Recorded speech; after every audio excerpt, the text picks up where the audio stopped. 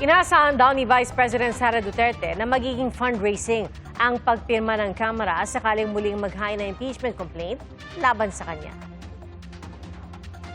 As expected as well, magiging katulad lang din yan nung nakaraan na ginagawang fundraising ng mga members of the House of Representatives yung pagpirma nila sa impeachment. It's all about the money. Saan?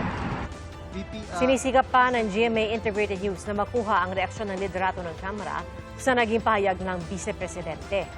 Mahigit 2 linggo mula ngayon, matatapos na ang 1-year ban sa kanyang impeachment. Noong nakaraang taon, sinabi ng Korte Suprema na labag sa salihing batas ang impeachment complaint laban sa Vice Presidente, kaya hindi ito natuloy at in-archive na lang ng Senado. Mga kapuso, maging una sa saksi. Mag-subscribe sa GMA Integrated News sa YouTube para sa iba't ibang balita.